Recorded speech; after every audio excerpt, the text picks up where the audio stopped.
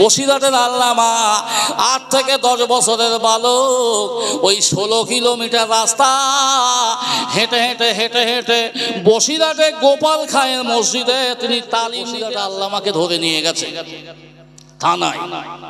এখন ধরে নিয়ে যাওয়ার পরে ভাই সাহেব ওই 10-12 বছরের বালককে জিজ্ঞাসা করছে, রুহুল আমিন তোমার বাড়ি? বলে টাকি নারায়ণপুরে। বলে এখানে হচ্ছেন নাকি, চলুন বসিরহাটে।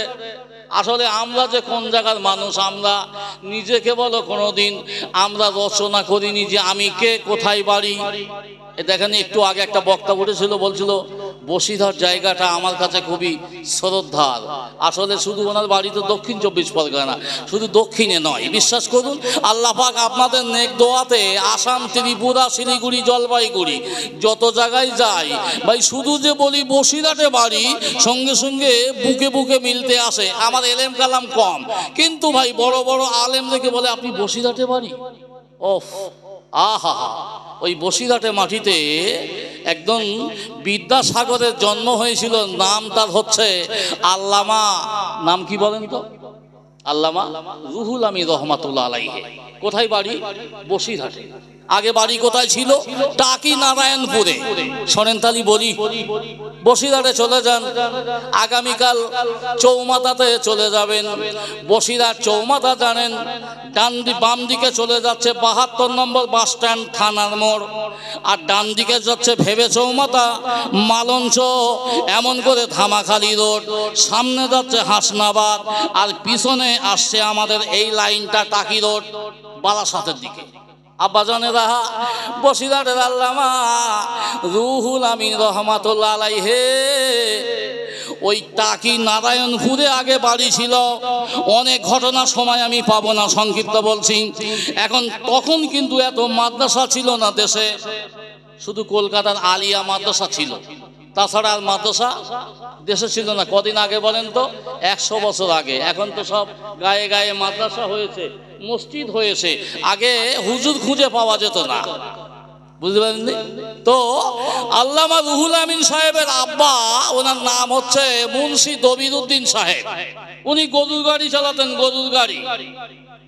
এখনকার যুগের ছেলেরা দেখেনি, গরুর গাড়ি চালাতেন, জীবিকা নির্বাহ করতেন, খুবই গরিব মানুষ।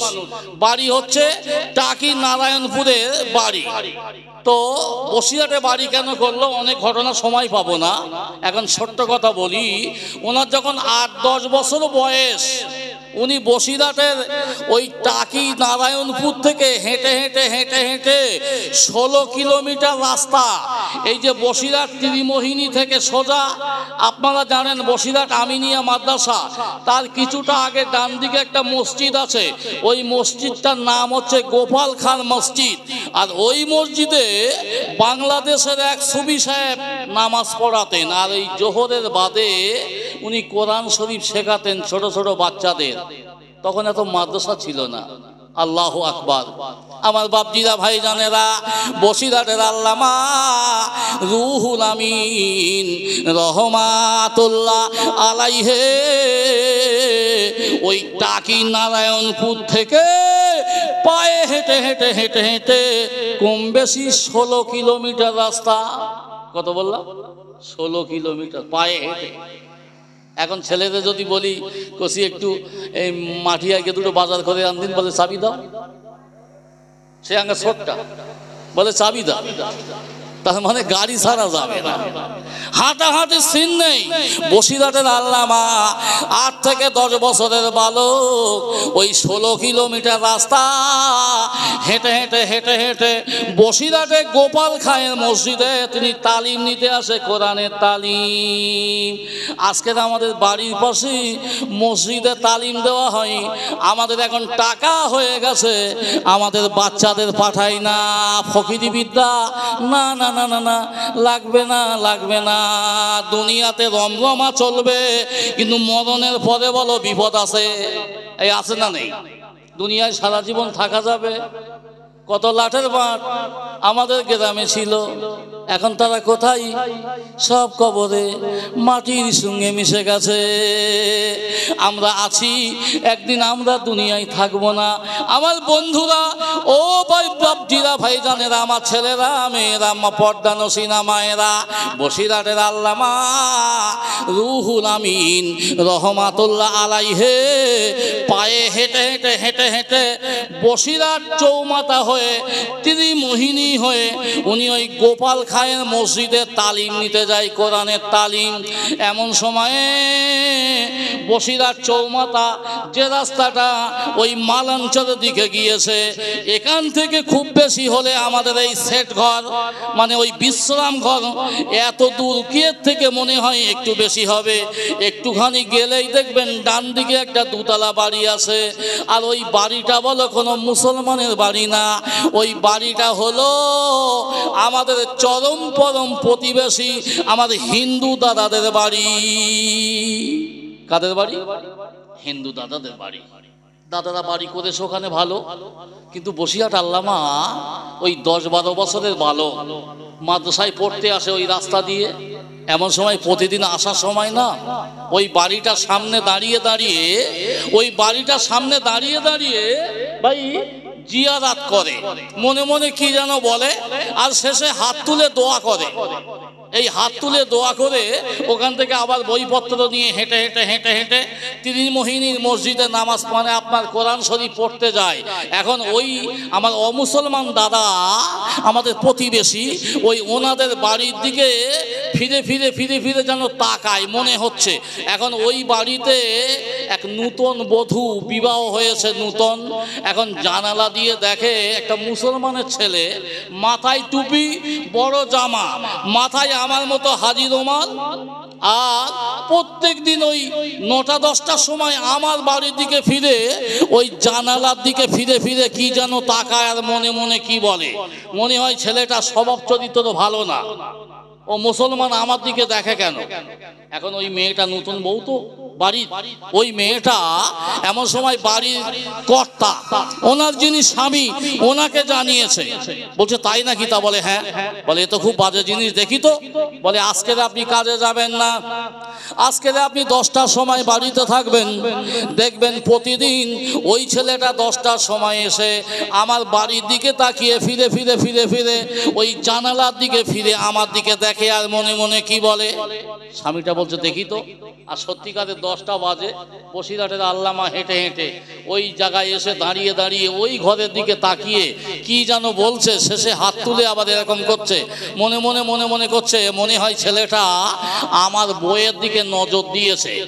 লোকটা রেগে যাবে যাবে না ভাই? কেউ কারো বইয়ের দিকে দেখে যাবে না? খুব রেগে যাবে। এখন রেগে গিয়ে উনি ওনার বাবাকে বলেছেন, বয়স্ক বাবা, বাবা মাকে জানিয়েছে। বলে বাবা, একটা ছেলে না মুসলমানদের প্রত্যেকদিন 10টার সময় এসে আমাদের বাড়ির দিকে ফিরে ফিরে শুধু আপনার বৌমার দিকে দেখে। বলছে তাই নাকি? বলে হ্যাঁ। বলে দেখি তো, আজকে দেখতে হবে। আমার বাপজিরা, বেশি দূরের কথা বলছি না, আগামীকাল চলে যাবেন, মিলিয়ে নেবেন।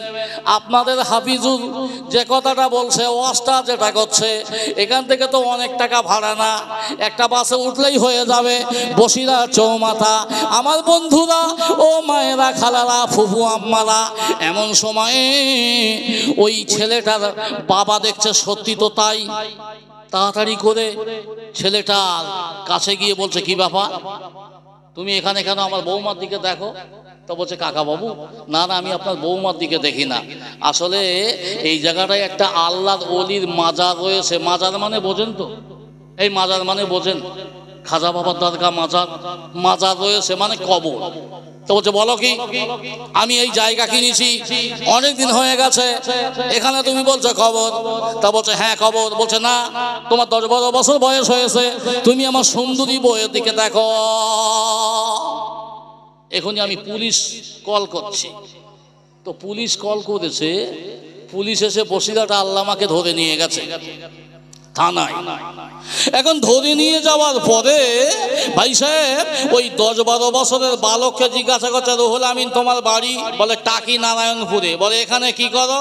বলে আমি এখানে মাদ্রাসায় পড়তে আসি স্যার। তা বলছে ওই বাড়ির দিকে প্রত্যেকদিন ফিরে ফিরে ওই বাড়ির বউটার দিকে দেখো কেন তুমি?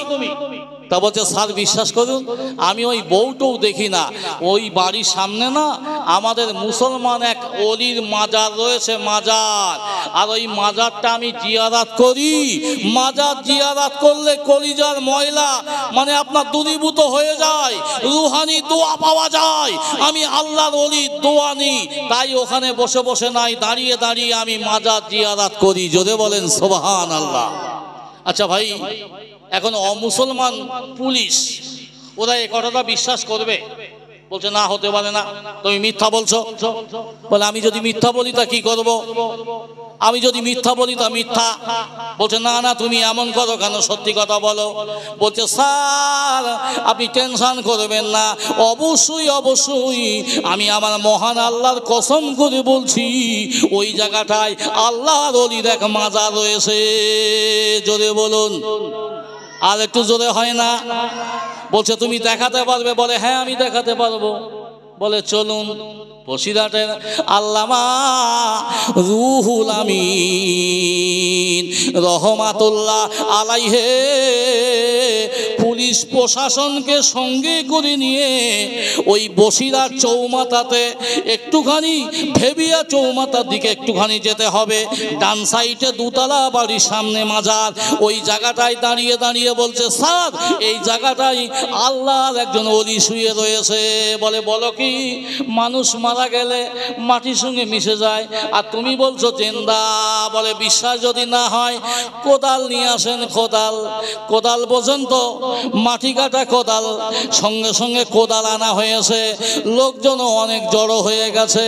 আমার বসিরহাটের আল্লামা রুহুল আমিন রহমাতুল্লাহ আলাইহে ওই জায়গাটায় এসে ছেলে মানুষ 10-12 বছরের বাচ্চা কোদাল চালাতে পারবে না।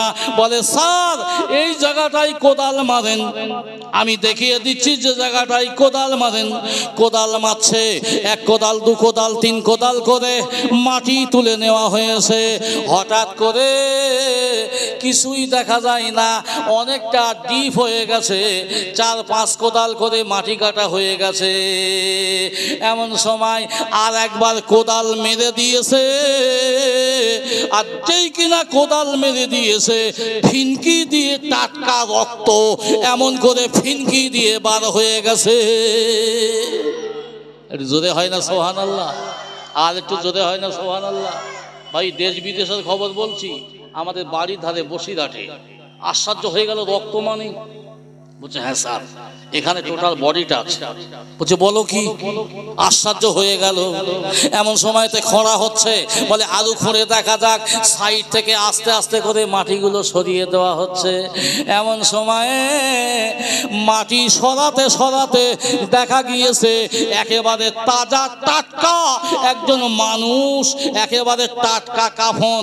ও ভাই সাহেব কবে যে মারা গেছে বলা বড় অসম্ভব, অথচ এখনো পর্যন্ত তার কাফনের কাপড়টা টাটকা রয়েছে। একটু জোরে বলা যাবে না সুবহানাল্লাহ?